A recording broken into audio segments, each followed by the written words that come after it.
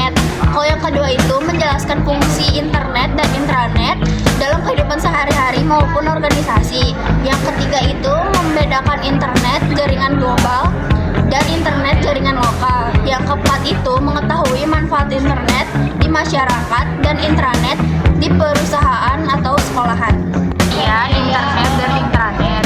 Internet jaringan komputer global yang menghubungkan perangkat ke seluruh dunia untuk berbagi informasi, komunikasi, dan layanan. Intranet jaringan pribadi atau private network yang hanya bisa diakses orang tertentu, biasanya dalam sebuah organisasi atau perusahaan. Di sini ada fungsi internet dan intranet. Yang pertama ada fungsi internet, yaitu sarana komunikasi seperti email, chat, dan video call.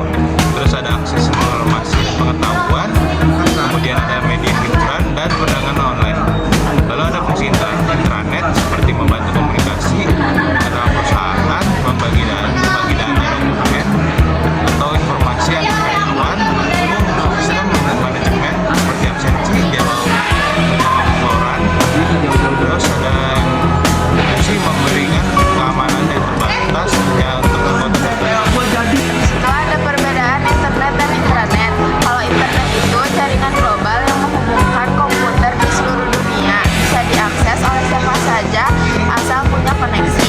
Kalau intranet itu jaringan pribadi yang hanya bisa diakses oleh orang-orang tertentu dalam suatu organisasi, perusahaan, atau sekolah. Aksesnya terbatas, harus izin atau login.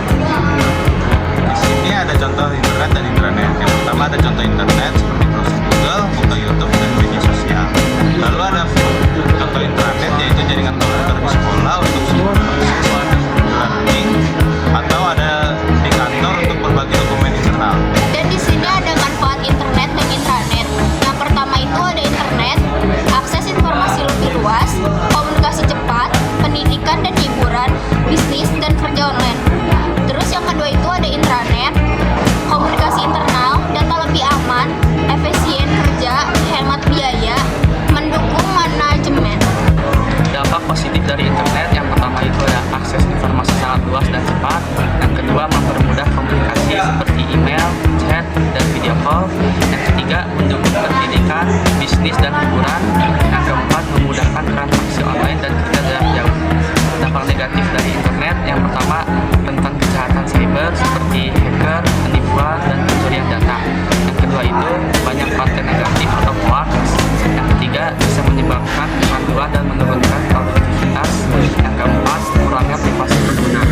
Terus ada dampak positif intranet. Yang pertama keamanan data lebih terjaga karena jaringan internal. Yang kedua komunikasi dan kolaborasi dalam organisasi lebih efektif.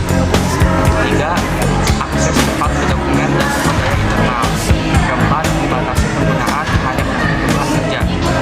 Dampak negatifnya hanya bisa diakses di lingkungan tertentu atau terbatas. Biaya pembangunan dan perawatan cukup tinggi. Risiko jika server internet rusak, akses terganggu. Informasi tidak seluas internet. Kesimpulannya itu, internet adalah jaringan global yang terbuka untuk semua orang, bermanfaat untuk mencari informasi, komunikasi, pendidikan, hiburan, dan bisnis. Kalau intranet adalah jaringan internal yang terbatas dalam suatu organisasi, bermanfaat untuk komunikasi internal, keamanan data, dan efisiensi.